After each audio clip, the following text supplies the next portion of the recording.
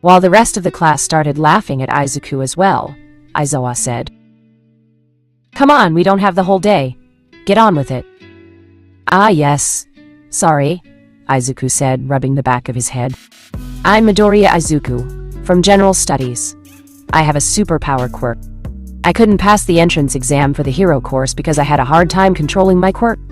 But I have gotten better since then. I've already met most of you at the training camp, but it's nice to make your acquaintance. I'll be in your care." After Izuku, Shinso was next. But, unlike Izuku, he didn't fumble with his words. And he didn't have much to say either. My name is Hitoshi Shinso, from General Studies. I have a brainwashing quirk. Pleased to meet you. Next, a slender girl with long and straight pink hair stepped in front of her classmates. Hello, my name is Haruno Sakura. I'm from General Studies as well. I have a healing quirk. At her words, most of the 1A students broke into murmurs. A healing quirk? Whoa, isn't that super rare? Cut it out. She isn't done talking. Have some manners, Aizawa said in rebuke, making everyone shut up at once. My quirk isn't battle-oriented, but I hope to become a good support for the heroes risking their lives in the line of duty. That is all. It's nice to meet you all. Please take care of me, Sakura said and bowed. After the pink-haired girl, a boy with dark red hair and carrying a large, strange gourd-like object on his back walked out. My name is Sabaku Gara. My quirk is sand. I have been homeschooled until now, but my parents decided to send me to UA. The 1A students had already met Izuku and Shinso, but the other two new classmates were a surprise for them. The boys in particular were super excited by the pink-haired girl's addition to their class, for obvious reasons. Now that the new classmates finished introducing themselves, Eraserhead led everyone inside the building. This is the first floor. It's a common area. The kitchen, the bathrooms, and the laundry rooms are all on this floor. The boys and the girls let out all sorts of sounds of amazement as they walked into the building that was going to serve as their home for the duration of the school year. Aizawa-sensei has still not fully recovered, Naruto thought after seeing the gloomy teacher walk ahead with a limp. But at least he's alive. It couldn't be said the same about the young boy from the training camp, whom AFO had squashed like a bug. But he forced himself not to think about that memory now. There are 4 rooms per gender on each floor, with 5 floors in total. Seeing as some of your classmates quit the school or passed away in the previous semester, some rooms will be free for you to choose if you want to move in. And just like that, Aizawa killed everyone's enthusiasm in a heartbeat. Uncaring of how he had brought everyone's mood down, he continued. It goes without saying, but rooms will be separated by gender, and everyone gets their own room. Their luxurious space is equipped with their own air conditioning, fridges, and closets. Most of you have sent their belongings ahead, you will find them in your rooms. For today, unpack your things and make yourselves comfortable. Have some rest, because from tomorrow on, you will need it. That's all. Dismissed. Right as Aizawa left through the entrance door, Naruto found himself backed into a corner by a group of boys and girls who suddenly ganged up on him. Naruto, we haven't seen you in months. How is it going, dude? You rarely even answered my calls, man. Some best friend you are. Oi, is it true your quirk awakened again? Did you really get your provisional hero license? Can you show it to us? It was like a deja vu of what happened at the train station in Hiroshima earlier that day. But he couldn't blame them for acting like that. He did neglect his classmates during the summer holiday. He had been so preoccupied with his budding relationship with Rumi, his training, and the hero work as Mirko's sidekick that he had not kept in touch with them. How about we unpack our things first? We'll talk later, Naruto said before scurrying away with his suitcases.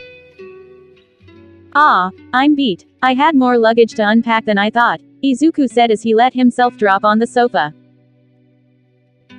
These dorms are incredible, Kaminari said too. They let us customize our rooms the way we wanted. For real, I even hanged a sandbag in my room. No way. Are you serious? What about you, Shinso? You got anything special? Quote. Not really. My room is pretty normal. While the boys were talking about their rooms, the girls, who had just arrived in the common living area, overheard their discussion. Hey, we were talking about our rooms just now too. How about we all have a room presentation contest? Ashido Mina said. I don't think that's a good idea. Izuku tried to dodge it, but he was the only one who kicked up a fuss. Why not? I'm curious about the others' rooms, Kaminari said. Me too. Yeah, same. I agree with Midoriya, Tokiyami unexpectedly said. Our personal space should be private. It's because it's private that it's exciting, Kaminari retorted. Seeing each other's rooms will make us get to know each other better. You're thinking about something gross again now, aren't you? Jiro said with a look of disgust on her face. Okay then, since we all have agreed with it, Momo said. I don't, Izuku and Tokiyami retorted but were ignored. Let's start. Whose room shall we see first? Wait, where is Naruto? I think I saw him going out for training, Ojiro said. Seriously, is he a training addict or what? Pay it no mind. Let's go, Uraraka said excitedly.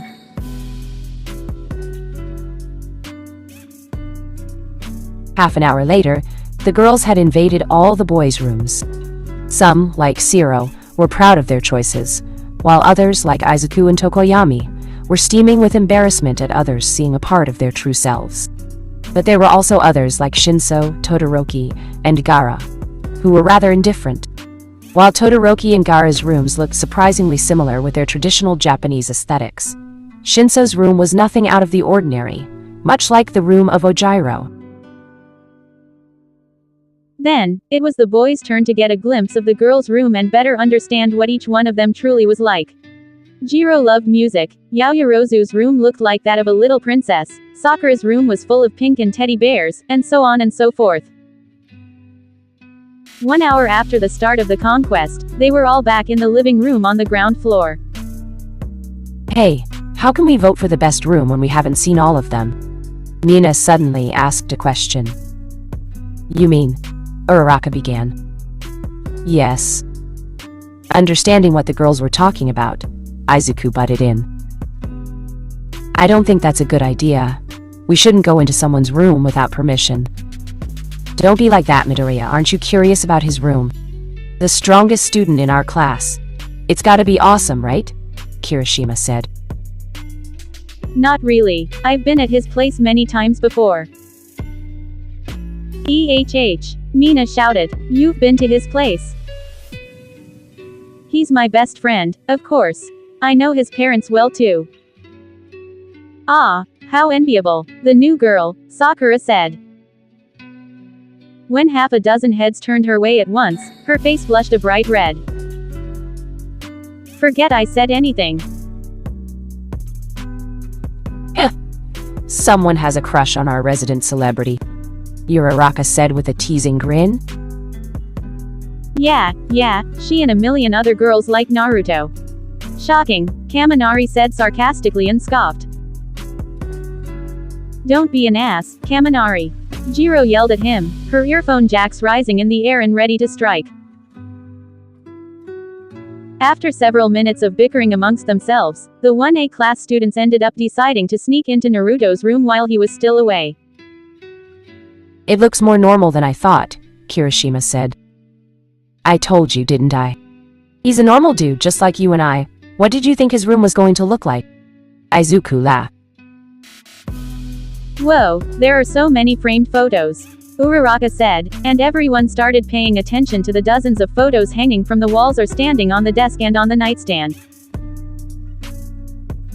Photos of a handsome middle-aged man with blonde hair and a beautiful woman with crimson red hair. Photos of a cute little girl with long white hair and a small horn on the side of her forehead.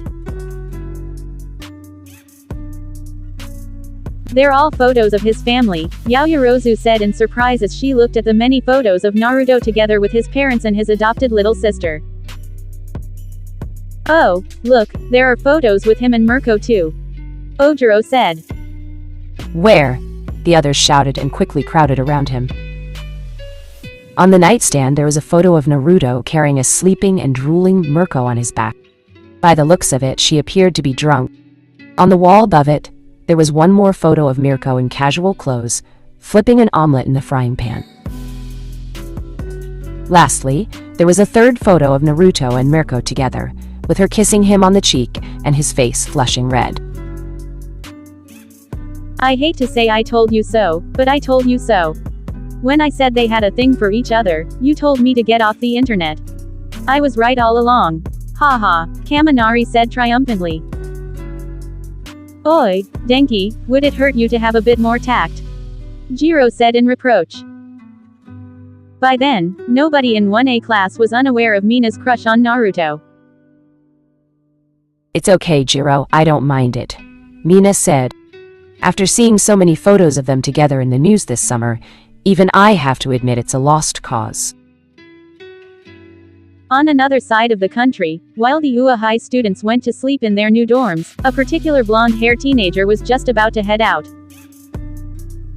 Be careful out there, Katsuki. Yeah. Just go to sleep, shitty geezer, or I'm going to be late because of you. Mind your language, stupid brat. His mother suddenly yelled and smacked him on the back of his head. Getting smacked by his mother would have devolved into a heated argument, or at least it used to be like that in the past. Clicking his tongue, Katsuki Bakugo just grabbed his backpack and left the house without saying another word. Something is wrong with him, honey. I can feel it, Mitsuki said, furrowing her brows. I think he changed for the better, hasn't he? Ever since he enrolled in the high PSC, he's become less aggressive and a little more disciplined. I don't know about that. To me, he just looks depressed. Unaware of his parents' conversation after he left, Bakugo just hurried to the meeting point with his team. A little over a month had passed since he accepted the offer from the Hero Public Safety Commission. You're late, a man wearing a white animal mask said. Bakugo kept his silence. Look here, kid. Either you follow my rules or you're out. You were supposed to get here 5 minutes ago. All right, I get it. Now let's get on with the damn mission already. Sigh. You're never going to go up in ranks with this attitude, regardless of how good your quirk is. But seeing that he wasn't getting a reaction out of him, the masked man dropped it. Pressing a button on his remote control, a photo of a person with shoulder-length brown hair and a mixture of both male and female facial features appeared on the large screen at the front of the room. Kenji Hikiyoshi, also known as Magna. Born as a male, transitioned to female. A snort came from one of the 3 boys gathered in that room. Now is not the time, Kiba. Sorry, sensei, the boy apologized insincerely. How did I end up babysitting these shitty kids? The masked man asked himself, as he let out a long-suffering sigh. Sorry, sensei. Wanted for the following crimes: 9 armed robberies, 3 murders, and 29 attempted murders. Recently, she kidnapped an underage boy and is now blackmailing his wealthy parents for ransom. Kiba's amusement died out at the mention of numerous crimes. Even if she were to be arrested and judged in court, it's obvious that she would receive the death penalty. However, as you already know, villains aren't executed right away. Some of them end up living in prison even for a decade or more before they finally get their turn. There is no reason for the government to waste that much money and resources on keeping someone like her alive for so long. Therefore, it falls on our hands to eliminate them. The 3 boys tensed. While Kiba and Sasuke had already taken part in a similar mission before, that of eliminating Stain, the hero killer, they had never killed anyone. Stain ended up dying at Mirko's hands. As for Bakugo himself, it would be his first time taking on such a mission. I will assist you from the shadows, but the three of you will be the main characters in this mission and one of you will have to deal the killing blow. I won't designate someone. You decide it amongst yourselves. But whoever does it first is of little importance because eventually, you will all have accomplished the feat of ridding our country of such filth. While the three boys were dead silent, the masked man continued. Now, let's talk about her quirk and combat ability. First, UDI. Back to the dorms located on Ua High's campus, Heights Alliance, Naruto was finally coming back from the gym. It was late in the evening, well past dinner time. It'll take some time to get used to school again. It was only his first day back, and school had yet to start, but he already missed Mirko's company. He had not trained alone in weeks. Instead of going inside, he sat down on the freshly cut grass and lied on his back. He let out a groan of relief as he spread his legs and rested. After unpacking his things, he went straight to the school gym. It had been a leg day, he was exhausted. You're finally back. Recognizing the voice, Naruto sat up to look at the newcomer. You're not asleep yet? He asked. Izuku came next to him and sat down on the grass as well. We haven't talked that much lately. How are you? How is your progress with your quirk? Do you get along with your new classmates?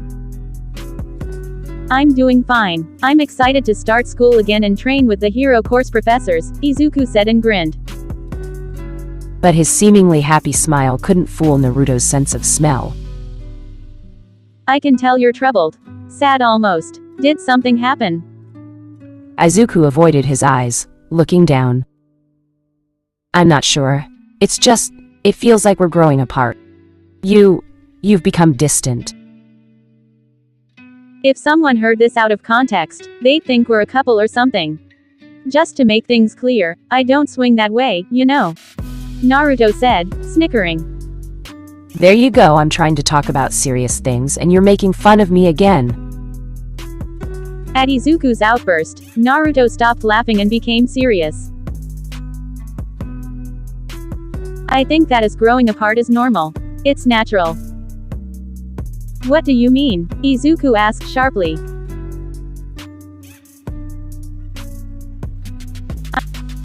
I nearly died at the hands of the sludge villain. Then I almost got killed by Nomu at USJ. 2 of my classmates died. I'm actually the one who found Iida-kun's mutilated corpse, lying in a puddle of blood on the street. And only a few weeks ago, I saw a 6-year-old kid get pulverized in front of my eyes. I almost got killed again too. And, if that's not enough, my parents and my little sister are now fugitives, living with fake identities, hidden in a place even I don't know about. I haven't seen them face to face in nearly 2 months. The green-haired boy became speechless. Letting himself fall on his back again, Naruto looked at the night sky covered with dark purple clouds, not saying anything for a while. A few moments passed before he broke the silence. I have changed, Izuku. I'm not the same innocent boy who used to show off playing soccer and or go together with you and Kiba to the arcade. The life of a pro hero isn't the glam and rainbows you see on TV or social media. Death isn't just a distant possibility for us. Every time pro heroes go out, they resolve themselves with the idea that they might not come back. Even the strong aren't completely immune to the danger. I thought you guys had understood that by now, but in the end, you are still children. Still green, still immature. Despite being called an immature kid, Izuku couldn't find the strength to say anything in return. At that moment, Naruto didn't sound like his childhood friend or like a boy his age. The words coming from his mouth were like those of a jaded soldier. I'm sorry if I seemed cold to you or distant. But I'm not the same Naruto you used to know. I'm not like you or the rest of our classmates. I can't play around and enjoy being a student. My family is on the run now, and I'm being targeted by the worst criminal in Japan. I can't afford to slack off or fool around and play with my friends. I have to get strong. Strong enough to protect my parents and my little sister from those who want to hurt them. As Izuku remained silent, Naruto didn't continue his monologue. His muscles groaned in protest as he stood up, but he was used to that kind of soreness. He had even started to enjoy it. Before I go, I will tell you one more thing. Remember, your mentor's days are numbered. The moment you know who finds out that you're his successor, he won't rest until he hunts you down too. And it's not just about you. Your loved ones might be targeted too. Having said that, Naruto turned around and left. The reason for Naruto not calling out All Might and All for One by their names became apparent when someone stepped out of the shadow after he left. Naruto didn't know their identity, but his sharp hearing had caught wind of their breathing and even the sound of their heartbeat. Knowing that someone was eavesdropping on them, he censored the amount of information they could get from his words. All Might, Izuku exclaimed in surprise at the sight of the tall and skinny blonde man. What brings you here at this hour?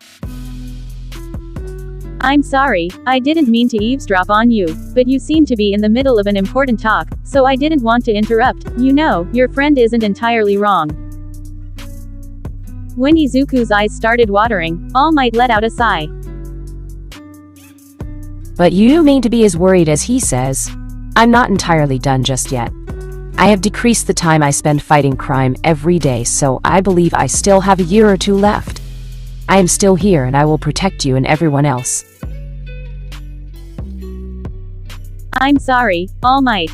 I thought I was doing fine, Izuku said sincerely as tears started falling from his eyes. I am working hard every day. Am I a bad successor? Do you think I have been slacking off?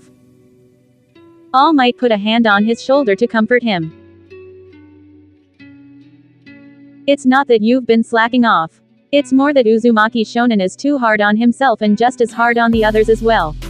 You and your classmates have not witnessed the horrors and the dark side of being a hero firsthand as he did. It's probably hard for you to understand the urgency and desperation he is likely going through now. You needn't trouble yourself too much for now.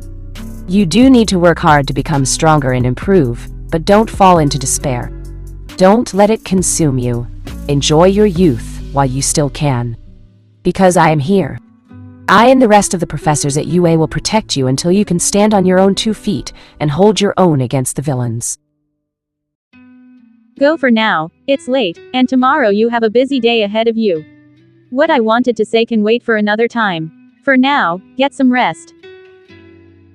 After bidding Izuku goodbye, All Might fell deep in thought as he walked back to the professor's quarters. I need to have a talk with Uzumaki Naruto. I should book a meeting for him with the psychologist as well. He was worried about his mental health because, in the end, as mature as he seemed to be, he was still a boy, a teenager. Witnessing so much death and going through so many tough situations in such a short time was bound to leave a lasting mark on someone's psyche.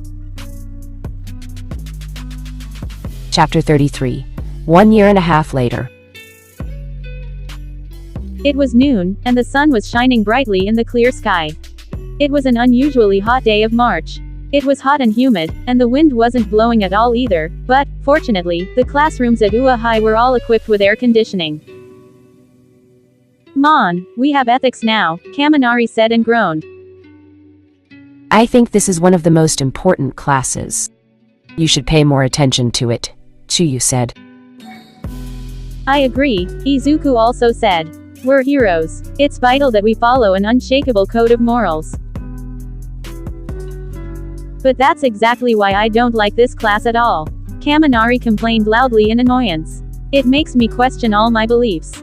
It makes me question myself to the point where I'm not even sure what is right or wrong.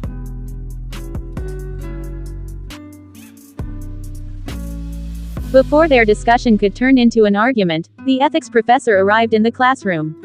It was a tall, middle-aged man with short black hair, a square jawline, and a serious face. He was not a pro-hero, but he was more than capable of keeping the class in line. Hello, class. I hope you are ready to participate in today's discussion. Ignoring the handful of students who let out audible groans at his words, he said. The trolley dilemma. That was your homework. You've had one entire week to ponder it. Have you decided on your answer? As the professor pressed a button on a remote control, a white screen rolled down from the ceiling, and an image was projected on it. There is a trolley coming down the tracks, and ahead, there are 5 people tied to the tracks and are unable to move. The trolley will continue coming and will kill the 5 people. There is nothing you can do to rescue the 5 people, except that there is a lever. If you pull the lever, the train will be directed to another track, which has 1 person tied to it. You have 2 choices. A. Do nothing, and the 5 people will die. Or A. Pull the lever and save the 5 people, but that 1 person will die. Well then, who wants to go first?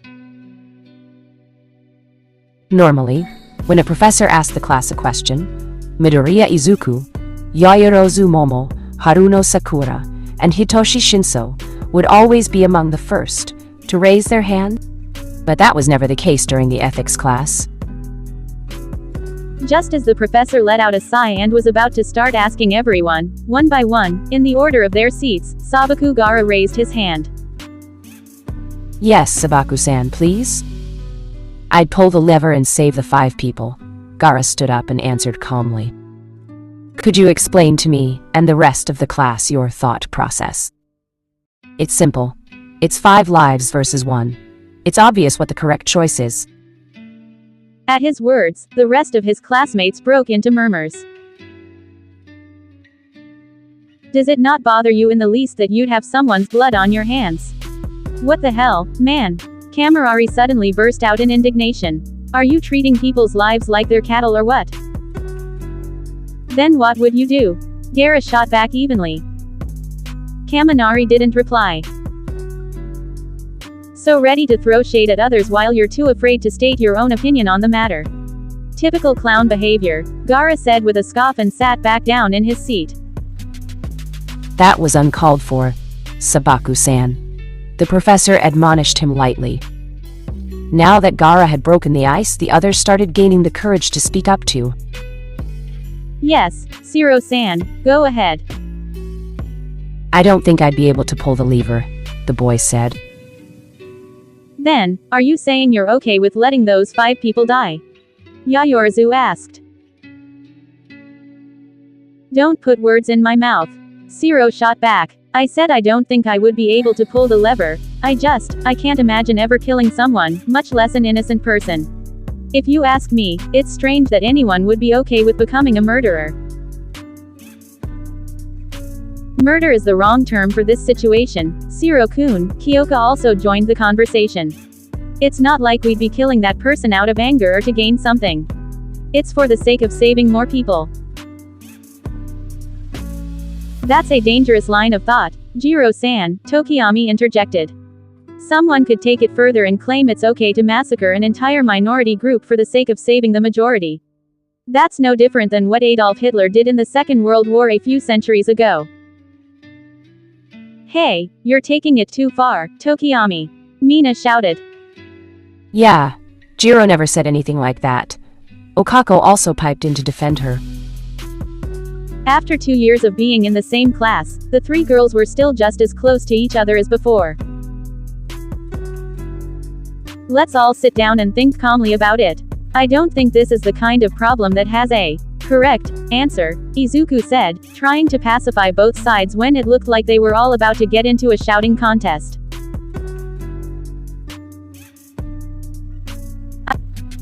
I disagree, Shinso unexpectedly spoke up.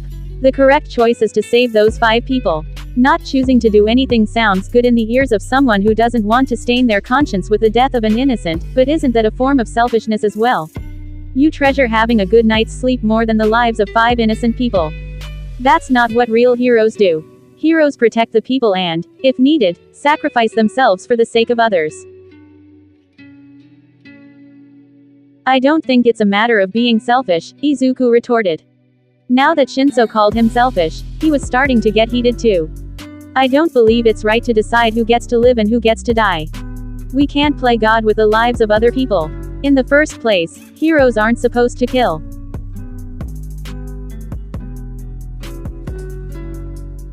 Even as the 1A class students started arguing with each other, the professor didn't step in to stop them. A shadow of a smile was on his face as he watched them bring up all sorts of examples to support their arguments. However, after 15 minutes, seeing as the majority of the class had chosen a specific side, to pull the lever and kill a person for the sake of saving the other 5, he clapped his hands and stopped them.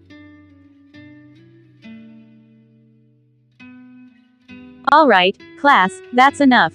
From what I see, the majority of you have chosen the second option, to kill one for the sake of saving 5. Ah, seriously, you're such children sometimes. He exclaimed and chuckled for a moment when he saw some of them celebrating, thinking that they had gotten the right answer. I didn't say that that was the correct choice. Nor did I say it's the wrong one. That is your own personal choice. My opinion in this matter is not relevant. As he pressed a button on his remote control again, he said, "Now then, I have another scenario for you. It's rather similar to the trolley problem.